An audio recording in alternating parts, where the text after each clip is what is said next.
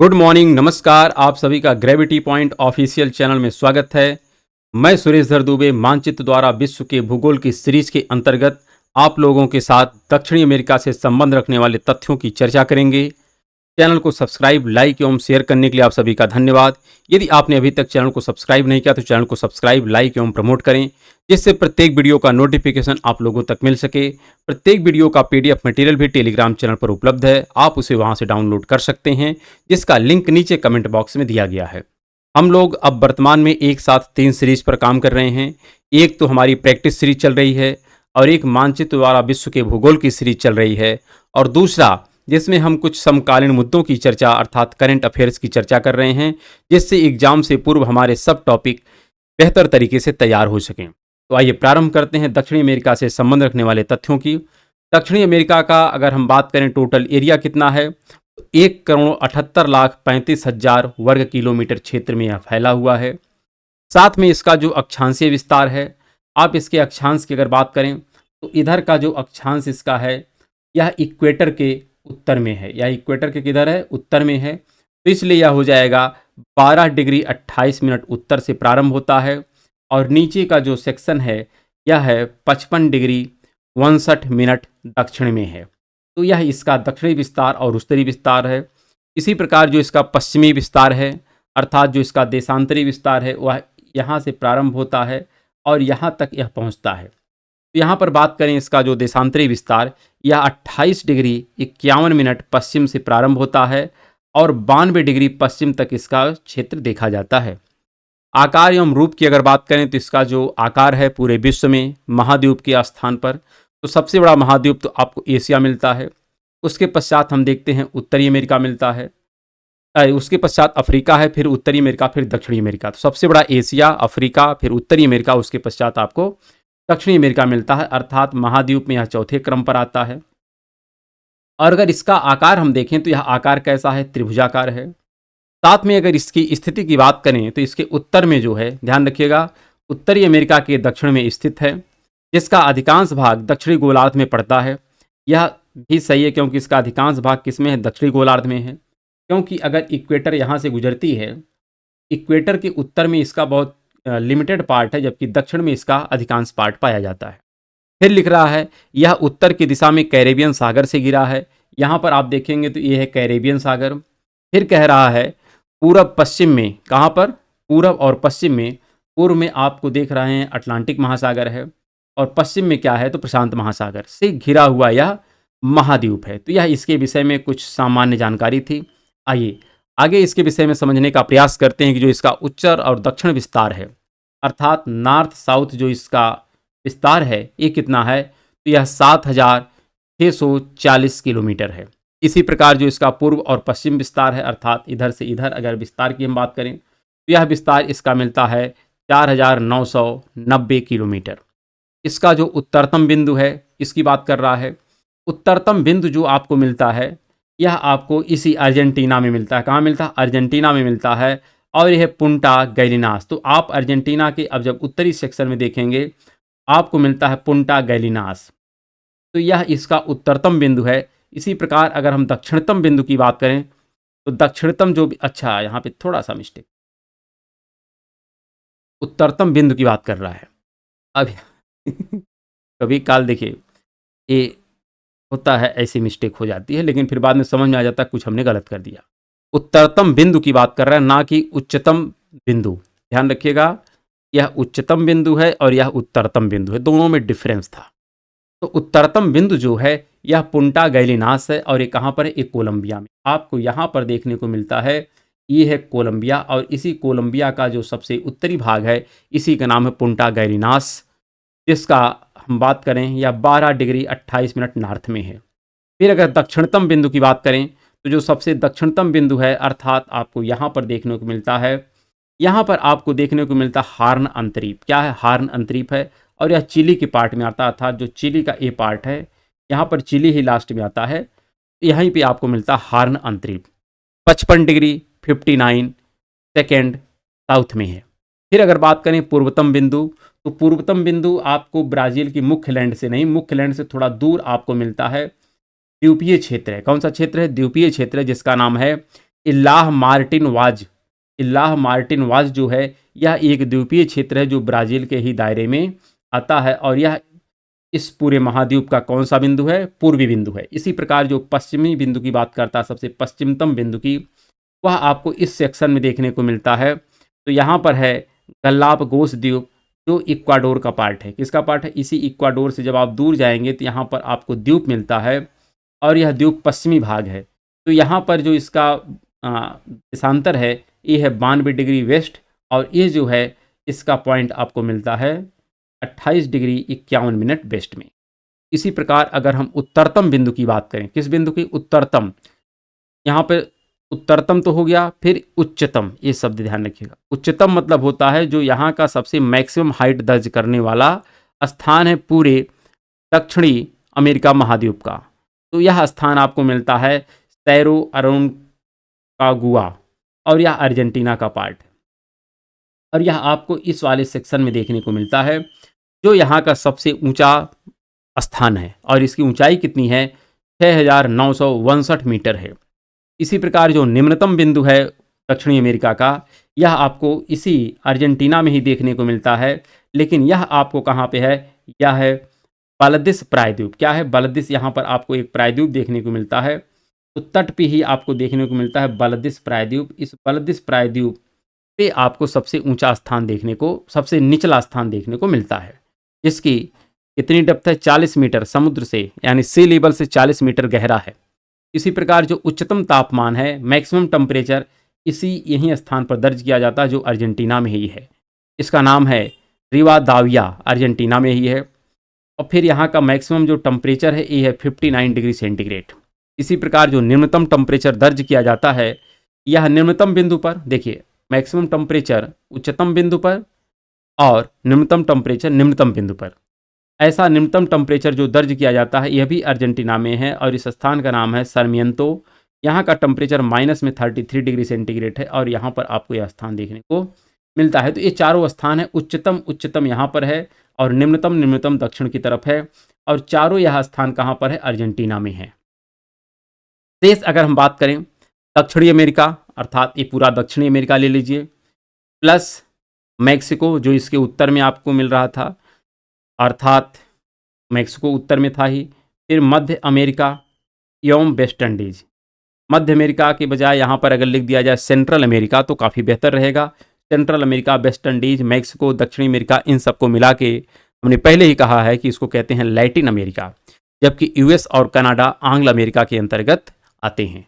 यह भी इसके विषय में एक तथ्यात्मक जानकारी है जो कह सकते हैं कॉलोनियल, जब कॉलोनी थी ये सब कह सकते हैं या तो स्पेन की या फ्रांस की या जो भी पुर्तगाल के थे, तो उस समय यह इसका नामकरण था। लेकिन वर्तमान में भी इस नाम से इसको हम जानते हैं कि लैटिन अमेरिका किसे कहते हैं, आंग्ल अमेरिका किसे कहते हैं, ये नाम भी हमको समझना है। जबकि वर्तमान प्रोस्पेक्टिव तो यही है कि यह पूरा दक्षिणी अमेरिका का पार्ट है।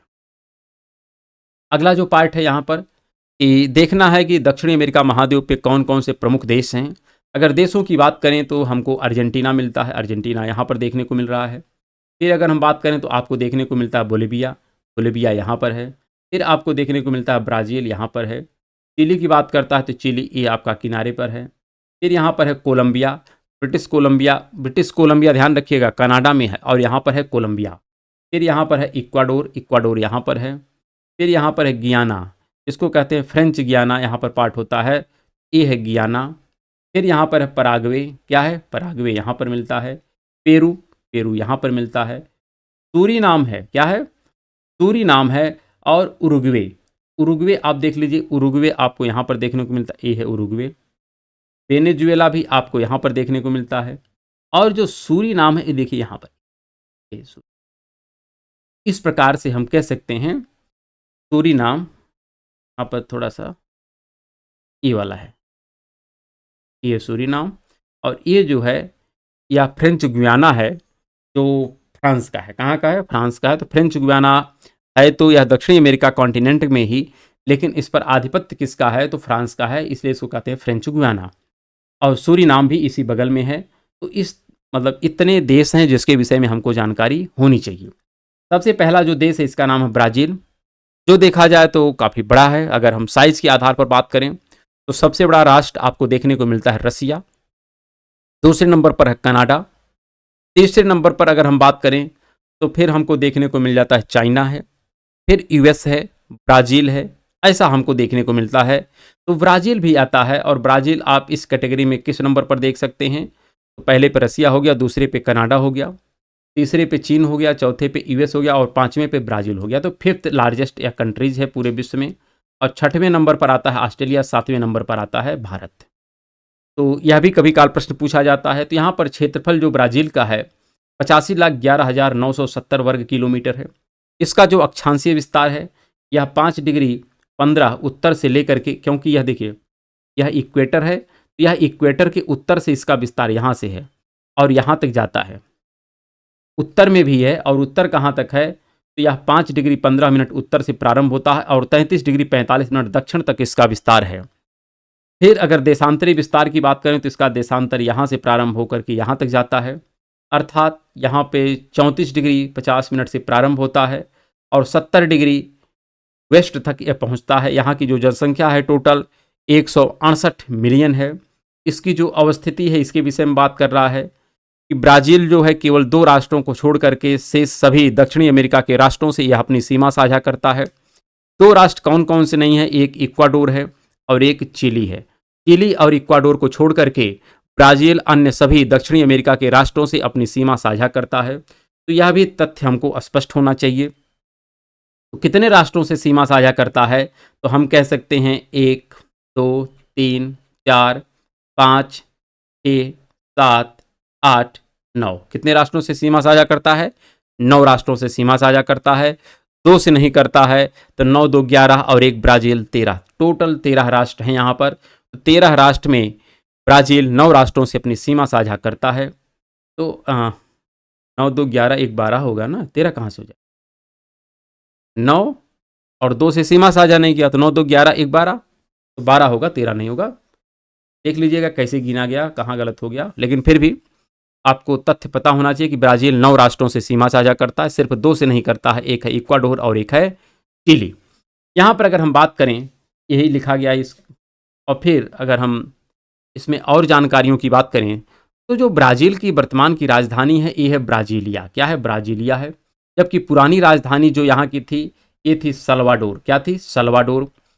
ठीक है, और कब तक थी सल्वाडोर, तो 1763 तक थी। लेकिन वर्तमान में इसकी राजधानी जो है उसका नाम है ब्राज़ीलिया। आपको ब्राज़ीलिया देखने को मिलता है, ब्राज़ील की राजधानी।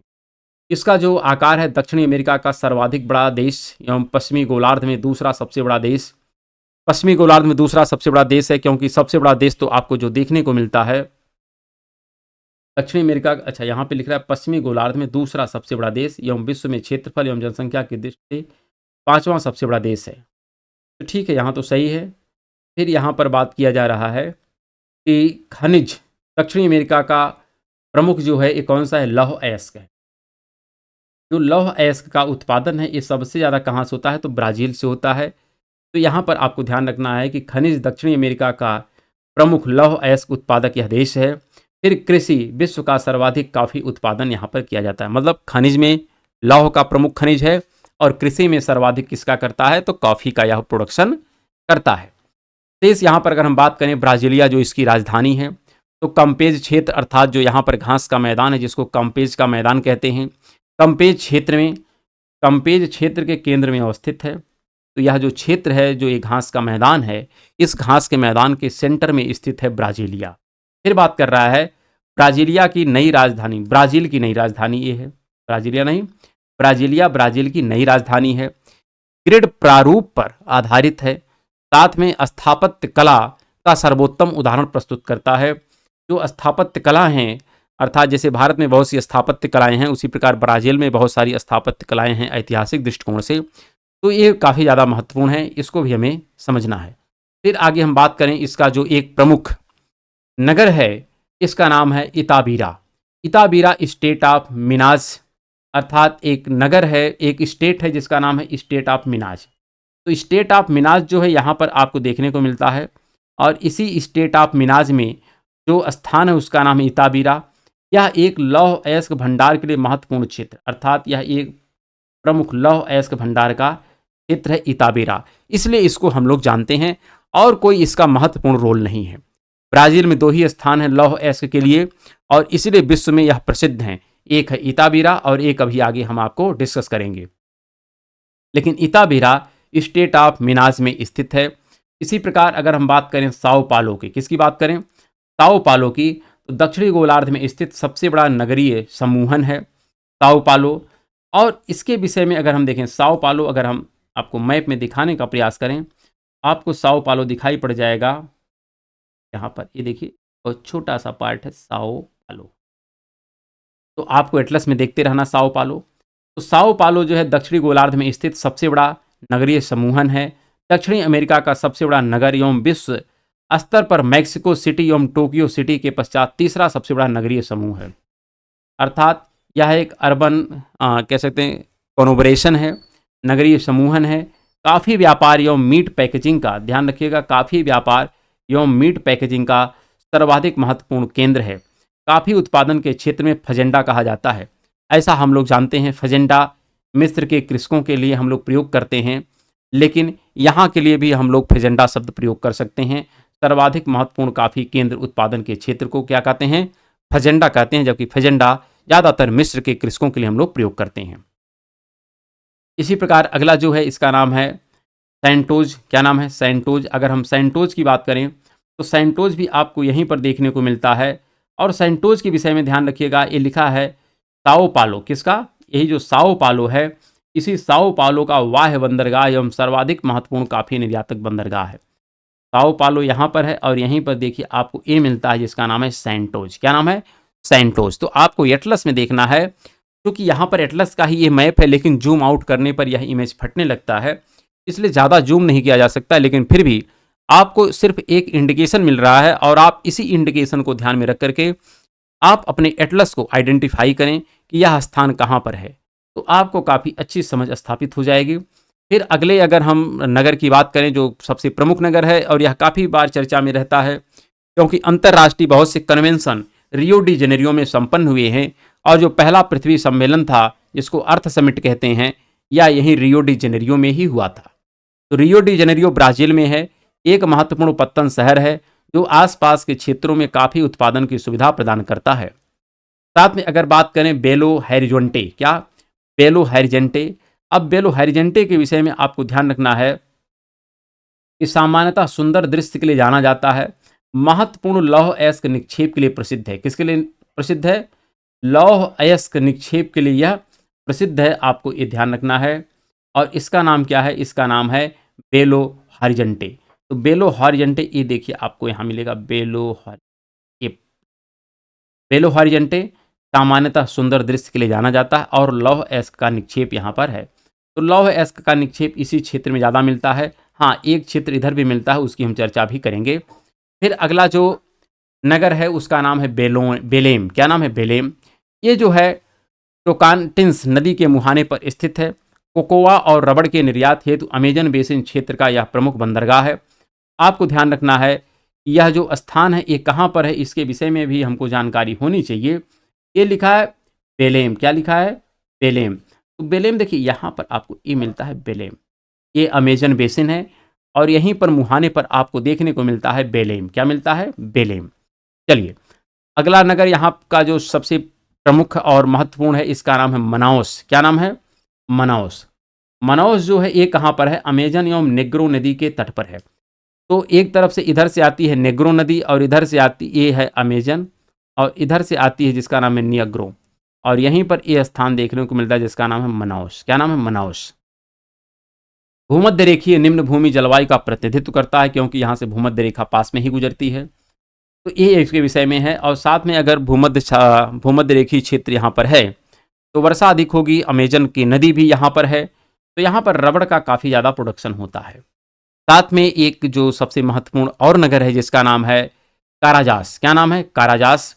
अब काराजास के विषय में ध्यान रखिएगा, यह भी जो जाना जाता है अंतर्राष्ट्रीय स्तर पर, यह लौह अयस्क खनन के लिए जाना जाता है। लौह अयस्क खनन के लिए 2 ही नाम काफ़ी ज़्यादा प्रसिद्ध हैं अंतर्राष्ट्रीय स्तर पर ब्राज़ील के दृष्टिकोण से, एक है काराजास और एक नाम आपको मिलता है जिसका नाम यहाँ पर आप देख सकते हैं, ये है और हाँ, यहाँ पर देखने को मिलता है बेलो हॉरिजेंटे। तो बेलो हॉरिजेंटे है और साथ में आपको देखने को मिलता है काराजास। तो काराजास कहाँ पर है? ये बेलेम राज्य में है। कहाँ पर है? बेलेम राज्य में।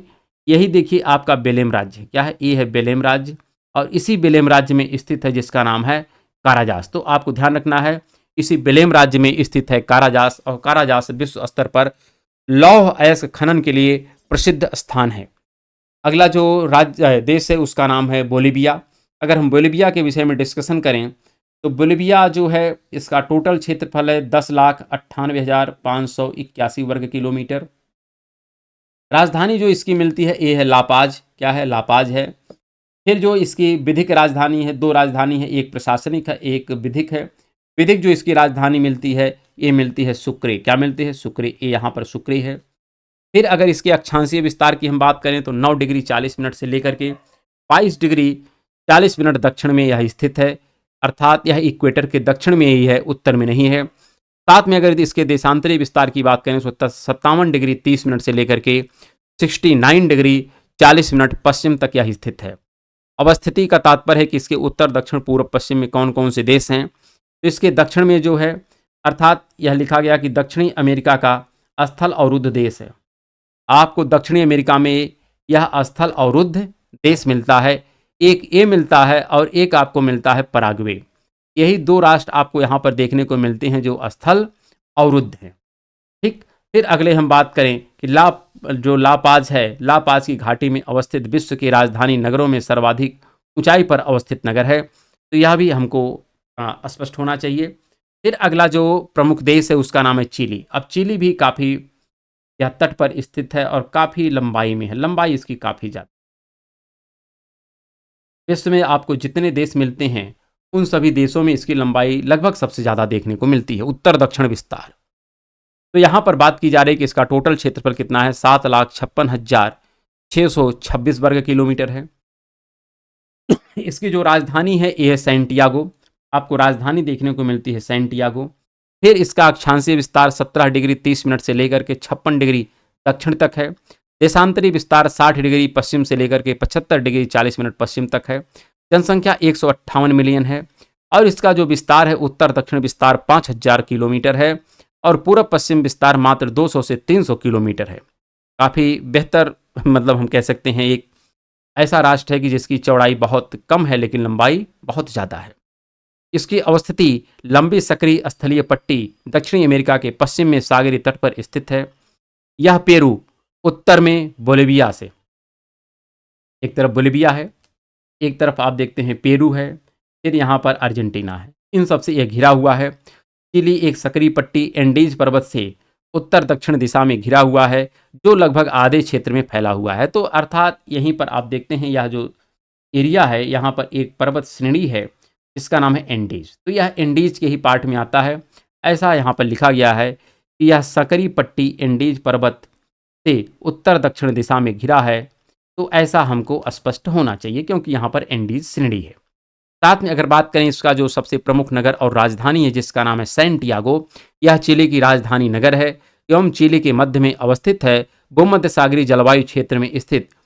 अर्थात यहाँ की जो जलवायु है भूमध्य सागरीय, हम लोग बात भी करते हैं, प्रैक्टिस एपिसोड में बहुत चर्चा किए गए हैं कि जो मध्य चिली का क्षेत्र है यहाँ की जो जलवायु है यह भूमध्य सागरीय है। कैसी है? तो भूमध्य सागरीय जलवायु है।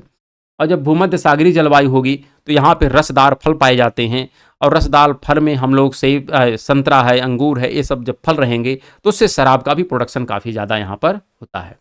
तो यह इसके विषय में है। फिर अगर बात करें बलपरेजो, किसकी बात करें? बलपरेजो। तो बलपरेजो जो है इसके विषय में आपको ध्यान रखना है। बलपरेजो कहाँ है? अगर हम इसको देखें तो बलपरेजो इसी के जस्ट थोड़ा सा ऊपर आपको मिले, ये है बलपरेजो। यहाँ पर सैंटियागो है और इसी की जस्ट ऊपर आपको मिलता है बलपरेजो।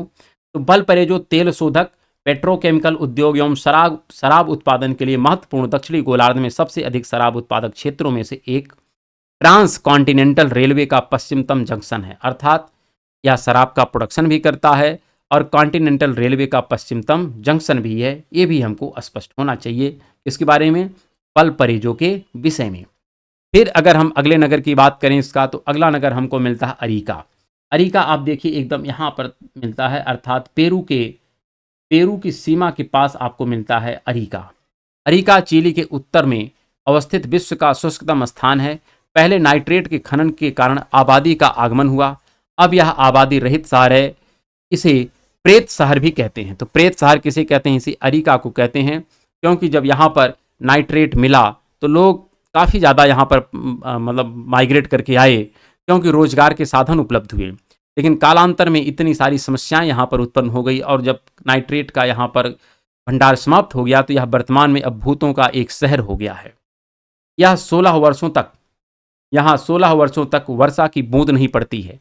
हमने आपसे डिस्कस भी किया है कि यह जो क्षेत्र है, यह क्षेत्र यहाँ पर चलती है ठंडी जलधारा। कौन सी जलधारा चलती है? ठंडी जलधारा चलती है, जिसका नाम पेरू या हम्बोल्ट की ठंडी जलधारा है, जिसी के परिणाम स्वरूप यहाँ पर वर्षा नहीं होती है। और यहीं पर आपको आटाकामा का मरुस्थल भी देखने को मिलता है, जिसकी चर्चा हम लोग आगे करेंगे। तो यहाँ पर वर्षा बहुत कम होती है, लेकिन वर्तमान में अब जब यल निनो ला निना की घटना होती है तो उसके परिणाम स्वरूप यहाँ पर कुछ काल कभी काल वर्षा हो जाती है। लेकिन यहाँ पर आप सोचिए, लिखा गया है कि पिछले 16 वर्षों तक वर्षा की बूंद नहीं पड़ती है, अर्थात यहाँ पर वर्षा बहुत रेयरेस्ट केस में होती है। और उसके पीछे कारण क्या है कि यहाँ से गुजरने वाली ठंडी जलधारा है। 31 वर्ष के दौरान मात्र 3 सेंटीमीटर वर्षा दर्ज की गई है, और यही सब कारण है कि यहाँ पर लोग रहना नहीं चाहते हैं। केवल वहाँ पर अगर लोग गए थे तो नाइट्रेट की माइनिंग के लिए गए थे, और दूसरा कोई कारण यहाँ पर है नहीं कि लोग यहाँ पर जाके रह सके। फिर अगला जो नगर मिलता है जिसका नाम है इकिके। क्या नाम है? इकिके। अगर हम इकिके की बात करें तो इकिके इसे अरिका के जस्ट बगल में आपको मिलता है इकिके। तो यहीं पर आपको मिलता है एक, ध्यान रखिएगा, यही इकिके, AQUI और QUE, अकीके। तो आप हिंदी इंग्लिश दोनों को पढ़ते रहें कि जिससे आपको कोई असुविधा ना हो। यहाँ पर एरिका शहर के दक्षिण में अवस्थित शहर है। तांबा उत्पादन के लिए महत्वपूर्ण, खनिज, कापर, नाइट्रेट इत्यादि का मुख्य निर्यातक यह शहर है। तो आपको इसके विषय में थोड़ी बहुत जानकारी होनी चाहिए, क्योंकि चिली बहुत ज़्यादा बड़ा तो नहीं है। जो भी क्षेत्र हैं सब तट पर ही हैं, और तट पर हैं तो कुछ न कुछ यहाँ पर या तो खनिज होंगे, या तो यहाँ पर किसी न किसी प्रकार का शराब या अन्य चीज़ों का यहाँ पर प्रोडक्शन किया जाएगा और उसका निर्यात किया जाएगा। अगला जो आपको नगर मिलता है जिसका नाम है चुकचिकमाटा। क्या नाम है?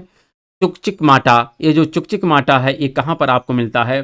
तो यहीं आपको जो अरिका है और इकिके है, इसी के जस्ट थोड़ा सा नीचे, लेकिन यहाँ पर इस बॉर्डर पर आपको मिलता है, बोलिविया के बॉर्डर पर। इसका नाम है चुकचिकमाटा। विश्व का सबसे बड़ा तांबा उत्पादक शहर है। आपसे पूछा जा सकता है विश्व का जो सबसे बड़ा तांबा उत्पादक शहर है उसका क्या नाम है? वह है बोलिविया का यही चुकचिकमाटा। क्या नाम है? बोलिविया का चुकचिकमाटा उत्पादक शहर है, जो बोलिविया की सीमा के समीप है। कहाँ पर है? बोलिविया की सीमा के समीप है चुकचिकमाटा। महत्वपूर्ण उर्वरक सोडियम नाइट्रेट का स्रोत है। ये भी हमको ध्यान रखना है कि जो महत्वपूर्ण उर्वरक अर्थात सोडियम नाइट्रेट का सोर्स है तथा कैलिस जमाव का एक बृहद क्षेत्र है। तो यह इसके विषय में कुछ जानकारी थी। फिर अगर हम अगले नगर की बात करें तो अगला नगर मिलता है पुंटा एरेनास। क्या मिलता है? Punta arenas. ये जो पुंटा एरेनास है चिली के सुदूर दक्षिण में स्थित, अर्थात यहाँ पर जब आप जाएंगे, ये आपको जो देखिए यहाँ पर मैप में आप देखिए, यहाँ पर ये लिखा है, लेकिन यहाँ पर देखिए ये है मैगलन स्टेट, और इसी मैगलन स्टेट के बगल में यहाँ पर आपको लिखित मिलेगा, लेकिन ये चूँकि बीच में लिखा गया है इसलिए आपको थोड़ा सा यहाँ पर क्लियरिटी कम होगी, लेकिन यहाँ पर लिखा गया है, आप पढ़िएगा, पुंटा एरेनास। तो चिली के सुदूर दक्षिण में अवस्थित विश्व का दक्षिणतम आबादी वाला शहर है, अर्थात इसके दक्षिण में और कोई विश्व में ऐसा स्थान नहीं है जहाँ पर लोग रहते हों। साथ में तेल भंडार के लिए एक महत्वपूर्ण क्षेत्र है। यह इंफॉर्मेशन थी किसके विषय में? पुंटा एरेनास के विषय में। अगला हम राष्ट्र देखते हैं जिसका नाम उरुग्वे। यहाँ पर आपको देखने को मिलता है, ये है उरुग्वे।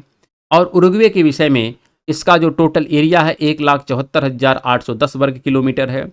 राजधानी जो है यह है मांटेवीडियो। क्या नाम है? मांटेवीडियो। ये आपको मांटेवीडियो इसकी राजधानी मिलती है। इसका अक्षांशीय विस्तार जो है 30 डिग्री से लेकर के 35 डिग्री दक्षिण तक है, अर्थात यहाँ से इसका यहाँ तक का ये विस्तार बता रहा है। इसका जो देशांतरी विस्तार है, अर्थात यहाँ से लेकर के यहाँ तक का विस्तार, यह आपका देखने को मिलेगा 53 डिग्री से लेकर के 58 डिग्री 25 मिनट तक है। यहाँ की जो टोटल आबादी है यह है 3.2 मिलियन। अवस्थिति जो है अर्जेंटीना के पूर्व में है, क्योंकि इधर अर्जेंटीना देखने को मिलता है, तो अर्जेंटीना के पूर्व में है, एवं ब्राज़ील के दक्षिण में है। तो आपको ध्यान रखना है कि यह उरुग्वे सिर्फ 2 राष्ट्रों से अपनी सीमा साझा करता है, और इसके अतिरिक्त आप जब अन्य राष्ट्रों की देखेंगे, खैर ऐसे तो नहीं, लेकिन फिर भी यह 2 राष्ट्रों से अपनी सीमा साझा करता है, एक है अर्जेंटीना और एक है ब्राज़ील। साथ में अगर हम बात करें कि अटलांटिक महासागर के किनारे अवस्थित देश है, आकार जो है दक्षिणी अमेरिका महाद्वीप का तीसरा सबसे छोटा देश है, तीसरा सबसे छोटा एवं एकमात्र देश जो पूर्ण रूप से मकर रेखा के दक्षिण में स्थित है। यही एक ऐसा देश है जो मकर रेखा के पूर्ण दक्षिण में है। इसके अतिरिक्त जितने राष्ट्र की बात करेंगे, अब ब्राज़ील देखो, यह इस पे भी है, गुजर रही है, फिर अर्जेंटीना भी यहाँ पे है, पराग्वे भी है और चिली भी है, और इसके अतिरिक्त जितने हैं सब इसके उत्तर में हैं। सिर्फ एक ऐसा, देखिए प्रश्न इसी प्रकार से पूछे जाते हैं कि दक्षिणी अमेरिका का ऐसा कौन सा राष्ट्र है जो, मतलब एकमात्र ऐसा राष्ट्र जो मकर रेखा के दक्षिण में है, और उसका नाम क्या है, उरुग्वे है। तो ऐसा प्रश्न पूछा जाता है। चलिए अगला तथ्यात्मक जानकारी, इसका जो प्रमुख नगर है जिसका नाम है मॉन्टेविडियो, जो इसकी राजधानी भी है, क्या है, इसकी राजधानी भी है। तो मॉन्टेविडियो जो है उरुग्वे की राजधानी भी है, जो वाणिज्यिक चारागाह के लिए विकसित एक बड़ा नगर है। यहाँ पहला विश्व कप फुटबॉल, ध्यान रखिएगा, विश्व का पहला जो फुटबॉल कप है ये यहाँ पर खेला गया था। आपको यह भी स्थान पता होना चाहिए मॉन्टेविडियो के विषय में। फिर है फ्रे बेंटोज पेसांडू, तो यहाँ पर देखिएगा फ्रे बेंटोज पेसांडू जो है, यहाँ पर थोड़ा सा आपको देखने को मिलता है उत्तर में। कहाँ मिलता है, उत्तर में, और तट से थोड़ा अंदर मिलता है। यह जो स्थान है यह देश का प्रमुख मांस प्रसंस्करण केंद्र है। क्यों है, क्योंकि यहाँ पर ज़्यादातर तटवर्ती क्षेत्र है, और यहाँ पर बगल में घास के मैदान है, चारागाह हैं, तो यहाँ पर पशुपालन खूब किया जाता है। तो पशुपालन का 2 उद्देश्य होता है, एक तो होता है दुग्ध का व्यापार और दूसरा होता है मांस प्रसंस्करण। तो बहुत से क्षेत्रों में हम लोग पशुपालन करते हैं दुग्ध व्यापार के लिए, लेकिन बहुत से क्षेत्रों में हम लोग पशुपालन करते हैं मांस प्रसंस्करण के लिए, और उसी में फ्रे बेंटोज पेसांडू भी एक ऐसा नगर है जहाँ पर पशुपालन मुख्य रूप से किस कारण किया जाता है, तो मांस प्रसंस्करण के दृष्टिकोण से किया जाता है। अगले अगर हम राष्ट्र की बात करें तो अगला राष्ट्र हमको देखने को मिलता है इक्वेडोर है। कौन है, इक्वेडोर है।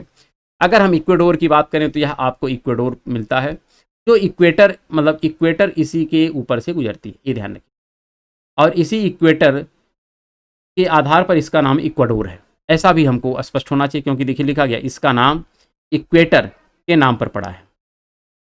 इसका जो टोटल एरिया है 2,83,560 वर्ग किलोमीटर है। राजधानी जो इसकी मिलती है ये है क्वीटो। क्या मिलती है, क्वीटो। इसकी राजधानी आप देख सकते हैं, इसकी राजधानी जो मिलती है ये है क्वीटो, यहाँ पर है क्वीटो, इसकी राजधानी है। इसका जो अक्षांशीय विस्तार है 1 डिग्री 20 मिनट उत्तर से, क्योंकि देखिए यह जो पार्ट है यह इक्वेटर के उत्तर में है, तो उत्तर से प्रारंभ होता है नॉर्थ से और दक्षिण में जाता है, ऐसा हमको स्पष्ट होना चाहिए। और दक्षिण में जो इसका विस्तार है 5 डिग्री दक्षिण तक जाता है। देशांतरी विस्तार इसका 75 डिग्री से लेकर के यहाँ पर 75 डिग्री 15 मिनट से लेकर के 81 डिग्री पश्चिम तक इसका विस्तार देखने को मिलता है। फिर आगे हम बात करें इसकी अवस्थिति, दक्षिणी अमेरिका के पश्चिमी किनारे पर अवस्थित उत्तर में कोलंबिया, उत्तर में क्या है इसके कोलंबिया है, और पूर्व में क्या है, तो पूर्व और दक्षिण में जो इसके मिलता है ये है पेरू। तो पेरू और कोलंबिया 2 इससे अपनी सीमा साझा करते हैं, और इसका नाम इक्वेटर इसलिए पड़ा है क्योंकि इससे इक्वेटर रेखा गुजरती है, इसलिए इसका नाम इक्वाडोर है। फिर यहाँ का जो प्रमुख नगर जिसका नाम है क्यूटो, अर्थात राजधानी है। क्यूटो विश्व का द्वितीय सर्वाधिक ऊंचाई पर स्थित राजधानी नगर है। विश्वत रेखीय उच्च भूमि जलवायु क्षेत्र का एक प्रतिनिधित्व शहर करता है आपका क्यूटो। तो ध्यान रखिएगा, विश्व का द्वितीय सर्वाधिक ऊंचाई पर स्थित राजधानी नगर है। इसी प्रकार अगर हम बात करें गुयाक्विल, क्या गुयाक्विल, गुयाक्विल भी आप ध्यान रखिएगा, यहाँ पर आपको मिलता है ये है गुयाक्विल, और ये भी इक्वाडोर का ही एक नगर है। प्रशांत महासागर के तट पर स्थित इक्वाडोर का सबसे बड़ा बंदरगाह है, इक्वाडोर का सबसे बड़ा यह बंदरगाह है, और इसे पर्ल ऑफ द पैसिफिक के नाम से भी जानते हैं। किस नाम से जानते हैं, पर्ल ऑफ द पैसिफिक के नाम से भी इसे हम जानते हैं। अगला जो नगर मिलता है, नगर नहीं पे कहेंगे बल्कि राष्ट्र है, और इस राष्ट्र का नाम है पेरू। क्या नाम है, पेरू। पेरू आपको यहाँ पर ये देखने को मिल रहा है, ये है पेरू, पेरू जो अपनी सीमा साझा करता है किससे किससे करता है आप देख सकते हैं, एक तरफ इक्वाडोर है, एक तरफ कोलंबिया है, एक तरफ ब्राज़ील है, एक तरफ बोलिविया है और एक तरफ आपको मिलता है चिली। तो इतने राष्ट्रों से अपनी सीमा साझा करता है। इसका जो टोटल एरिया है 12,85,220 वर्ग किलोमीटर। इसकी जो राजधानी है ये है लीमा। क्या है? लीमा इसकी राजधानी है। साथ में इसका अक्षांशीय विस्तार 0 डिग्री 5 मिनट से लेकर के, अर्थात एकदम इक्वेटर पे अपनी यह देखिए सीमा बना रहा है, एकदम इक्वेटर। तो यहाँ से यह प्रारंभ होता है और 18 डिग्री 20 मिनट दक्षिण तक गुजरता है। इसका जो देशांतरी विस्तार है 68 डिग्री 40 मिनट पश्चिम से लेकर के 81 डिग्री 20 मिनट पश्चिम तक है। जनसंख्या 25.2 मिलियन है और अवस्थिति की अगर बात करें तो प्रशांत महासागर के साथ तटीय अवस्थिति पर स्थित है।